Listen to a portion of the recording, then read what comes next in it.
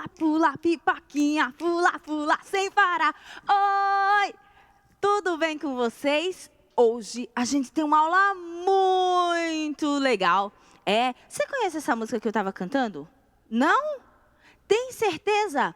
Não tem problema, espera só um pouquinho, a gente vai aprender e já volta, tá bom? Curte aí! Bob Zoom.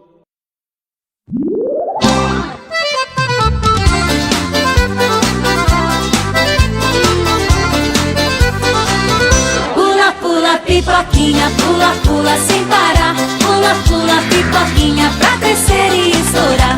Pula, pula, pipoquinha, pula, pula sem parar. Pula, pula, pipoquinha pra crescer e estourar. Pula, pula, pipoquinha, pula, pula pra crescer e estourar. Pula, pula, pipoquinha, pula, pula pra crescer e estourar.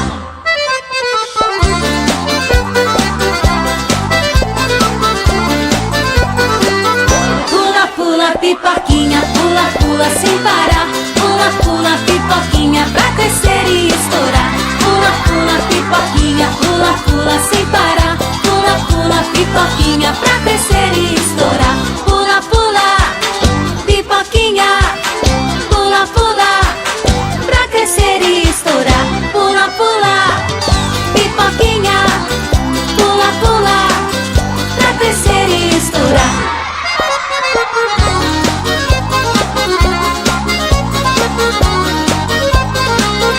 Pula, pula, pipoquinha, pula, pula sem parar. Pula, pula, pipoquinha pra crescer e estourar. Pula, pula, pipoquinha, pula, pula sem parar.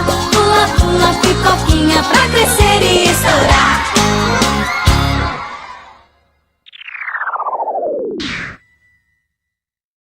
E aí, aprendeu? Legal, não é? E essa música me deu uma fominha. Só um pouquinho. Essa música me deu uma fominha. Dançar da fome, né? Eu vou comer uma pipoquinha. Acho que tá faltando sal. Só um pouquinho.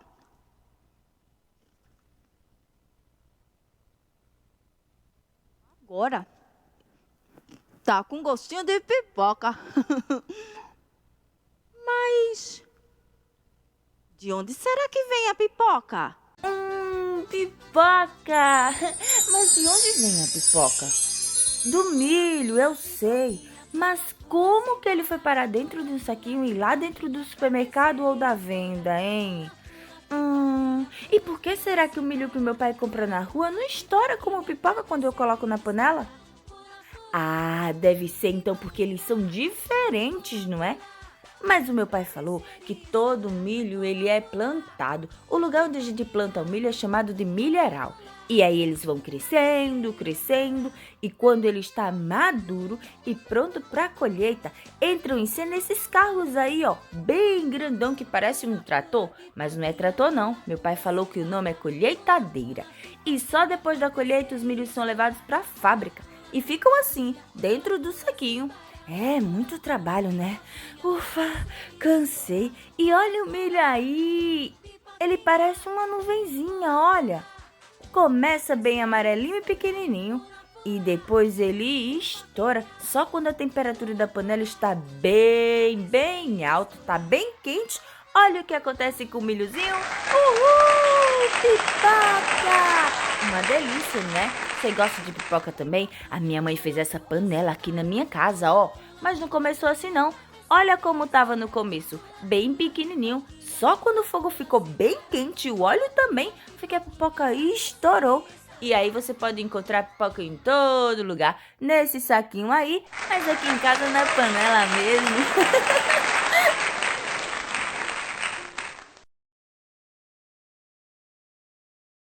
Agora que você já aprendeu de onde vem a pipoca e já sabe que ela precisou ser plantada lá no milharal, assim como várias outras coisinhas que a gente come, o feijão, o arroz, tudo precisa ser cultivado. As frutas, as verduras e os legumes Também sabia? Primeiro eles são plantados para depois crescerem e só quando eles já estão prontinhos para a colheita é que as pessoas vão lá, colhem para depois, muito depois, chegar na nossa casa. Sabe o que tia preparou para a gente com todas essas coisas que são plantadas e que a gente consegue encontrar em casa? Uma atividade bem legal, só que é uma atividade diferente. A gente não vai usar as coisas, a gente vai usar as cascas das frutas, das verduras ou legumes, o pozinho do café. Sabe aquele cafezinho que mamãe fez em casa? E ficou o pozinho, ó, a gente vai utilizar ele também. Mas para quê, tia? A gente vai fazer uma pintura. Você sabia que as comidas têm cor, cheiro e sabor? O cafezinho que tia acabou de pegar tem um cheirinho bem gostoso. Para essa atividade, você vai precisar da ajuda de um adulto, aquela pessoa bem grandona que cuida de você aí na sua casa. Então chama ele logo para a gente começar a nossa tarefinha. Chamou? Tia também fez a tarefinha dela, ó. Pede para o adulto bem grandão desenhar numa folha de papel um desenho. Tia fez aqui 2 coisinhas bem simples, não precisa ser um desenho bem elaborado, não.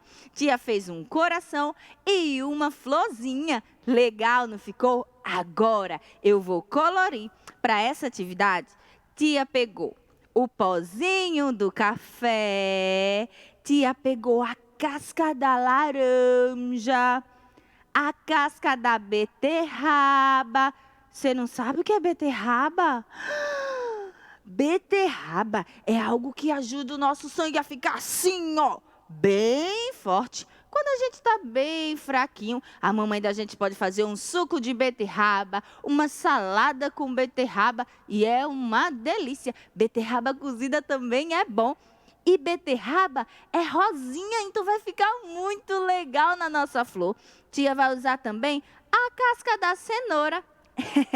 Mas tia, na minha casa não tem nenhuma dessas cascas. E agora, como que eu vou fazer minha tarefinha? Não tem problema, sai aí de casa. Vai no quintal, na frente de casa, encontrou um monte de folha. Tem árvore por aí por perto? Pega a folhinha, a gente vai precisar do verde da folhinha também. E vai ficar uma pintura muito bacana. Se tiver flores, você também pode usar as pétalas da flor para fazer a pintura.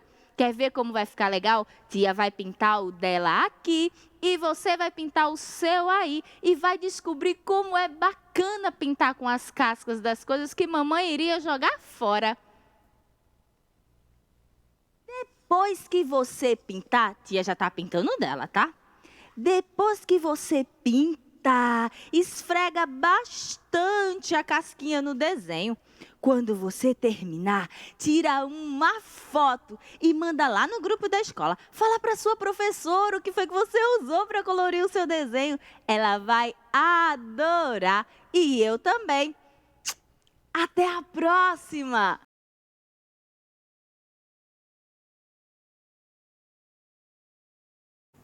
Olá, pessoal! Estou aqui novamente com vocês, hoje para trazer uma nova temática, que é a tecnologia dos alimentos. E esse é um assunto bem interessante da gente estudar, porque está ligado a um aspecto bem importante da nossa vida, que é a nossa alimentação. Então, o que seria essa tecnologia dos alimentos? Então, esse é um campo que vai estudar e aplicar técnicas de conservação e de processamento de alimentos, para que a gente possa consumir de maneira segura. Para falar um pouco sobre isso, para começar a falar sobre isso, a gente vai saber um pouco mais sobre a origem e evolução dessa tecnologia dos alimentos. Então, essa tecnologia ela vem evoluindo ao longo dos séculos e a gente utiliza até hoje algumas técnicas que foram criadas há séculos atrás. E quais são os princípios básicos da tecnologia de conservação dos alimentos? Então, basicamente, essa tecnologia ela age para conter ou eliminar micro-organismos que podem roubar os nutrientes que a gente precisa consumir nesses alimentos. Então, aqui eu trago algumas ações dessas tecnologias de conservação de alimentos sobre esses micro-organismos. Então, eu separei aqui 4 ações, que são a cocção, o congelamento, a cura e a fermentação. Então, a cocção é o preparo de alimentos utilizando temperaturas muito altas, como a gente pode ver na imagem de uma pessoa cozinhando legumes no fogão. O congelamento age da seguinte maneira: ele vai congelar, transformar em cristais de gelo o líquido, a água que contém no alimento, e com isso ele vai diminuir a ação desses micro-organismos. E a cura? A cura é um método de conservação que consiste na adição de sal na cura dos alimentos, como por exemplo a carne de sol, a carne de charque. Ela é adicionada de sal para que ela possa ser conservada fora da refrigeração. Então isso também altera o sabor desse alimento. E a gente tem também a fermentação como uma dessas tecnologias de conservação. Então a fermentação é o crescimento de bactérias que promovem o desenvolvimento da acidez, como é o exemplo do iogurte. E eu separei aqui também os objetivos da tecnologia dos alimentos. São 3 objetivos que a gente vai observar agora. O primeiro deles é garantir o abastecimento de alimentos nutritivos e saudáveis o ano inteiro. A gente tem uma gama de alimentos que a gente pode escolher para consumir o ano inteiro. O segundo objetivo é a diversificação dos alimentos, como por exemplo o iogurte. A gente encontra o iogurte em diversos sabores. Então, as pessoas vão conseguir consumir esse produto de acordo com o sabor que lhe agrada. E o terceiro objetivo, que seria também uma função da tecnologia dos alimentos, o preparo de produtos diferenciados para pessoas com dietas restritivas, por exemplo. Uma pessoa com diabetes, ela não pode consumir muito açúcar. Então, ela vai encontrar no mercado disponível para ela alimentos com baixo teor de açúcar. E o que seria esse processamento de alimentos? Então, o processamento de alimentos é o nome dado ao conjunto de operações e processos usado para transformar a matéria-prima de origem vegetal ou animal em um produto que a gente possa consumir de maneira segura. Agora a gente vai falar um pouco sobre as diferenças entre alimentos ultraprocessados e processados, porque muita gente tem dúvidas sobre isso. Então, a gente aqui na imagem, a gente pode ver um alimento in natura, o abacaxi in natura, tirado da natureza. Então, ele está na sua forma sem processamento. Então, ele está natural, in natura. E ele tem também a sua forma processada, que é o abacaxi enlatado, né? Provavelmente um abacaxi em calda, que foi adicionado água e açúcar ou outro ingrediente, para que ele possa ser consumido nessa forma. E o ultraprocessado, a gente tem um exemplo aqui de um suco de abacaxi em pó. Então, o suco de abacaxi em pó, ele tem pouquíssima quantidade do abacaxi in natura. Então, ele vai ter mais produtos químicos do que o abacaxi natural. Então, vamos nos aprofundar um pouco mais sobre o que seria esse alimento in natura ou minimamente processado. Então, os alimentos in natura, eles são obtidos diretamente de plantas ou de animais e não sofrem qualquer alteração após deixar a natureza.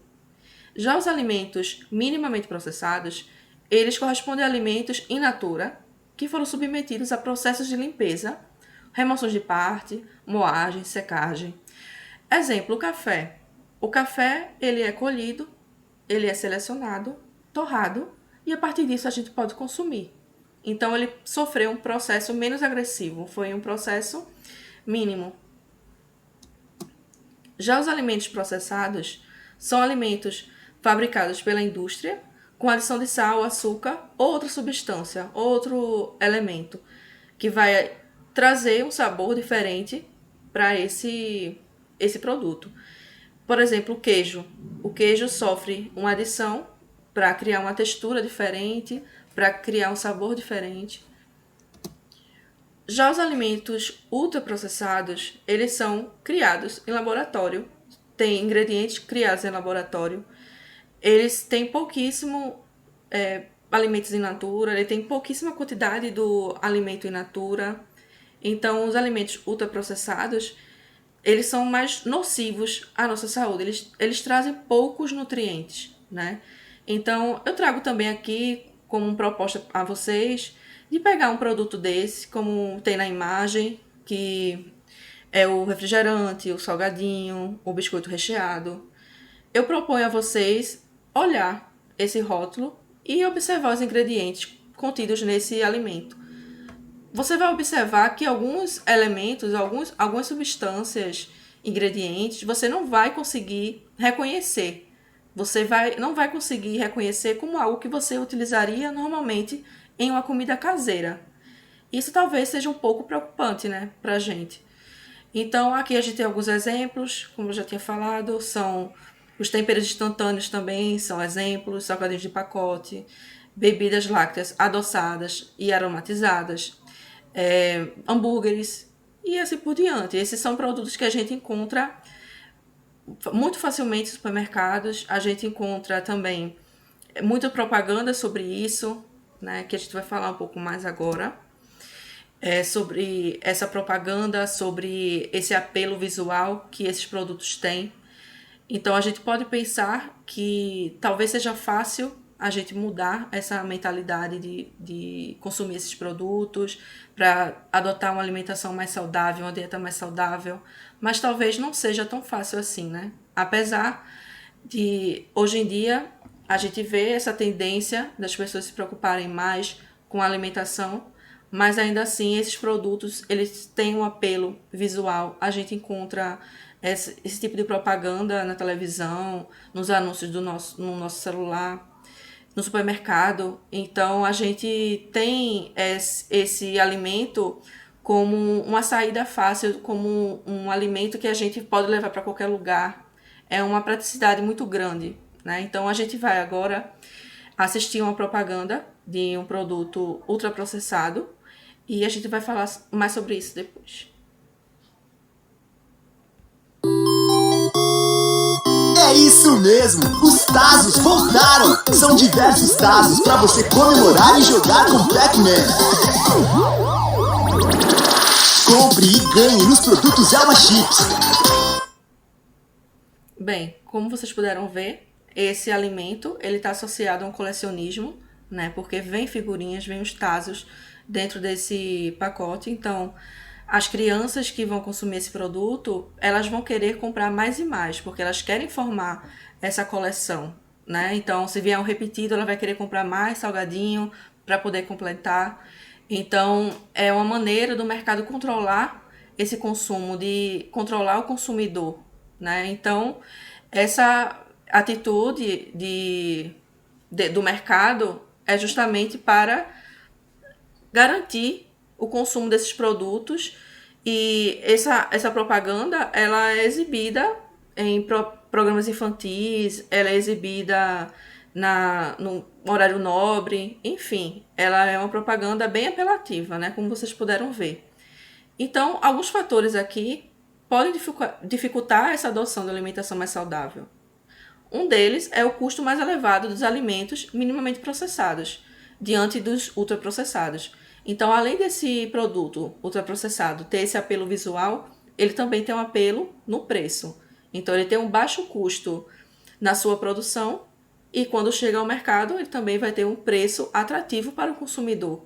Então, ele vai encontrar produtos in natura, produtos orgânicos, muito mais caros do que produtos enlatados, produtos industrializados, ultraprocessados, vão ser muito mais baratos. Então, as pessoas, às vezes, não têm escolha, né? E essa preocupação com alimentação, ela é uma tendência que vem crescendo muito. E com isso, o mercado ele vai se adaptar.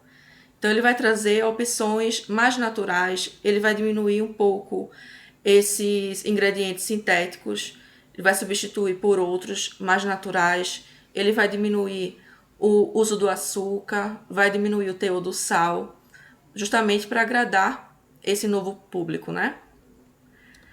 E aqui nas referências eu trago para vocês o Guia Alimentar para a População Brasileira. Então é importante que vocês acessem esse Guia Alimentar, e é interessante porque ele traz os alimentos in natura e os alimentos minimamente processados como parte integrante de uma dieta para o nosso paladar, para o paladar do brasileiro, né? A comida tradicional, a comida caseira.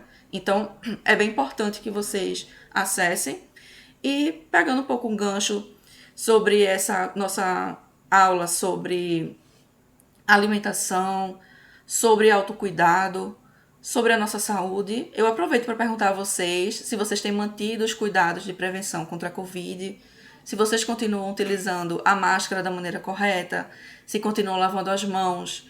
E eu quero também perguntar a vocês se vocês observam se as pessoas ainda mantêm essa cultura de prevenção contra a Covid. Então, eu queria que vocês comentassem se vocês continuam observando isso e espero que vocês estejam bem e continuem se cuidando, tá bom? Então, até a próxima aula.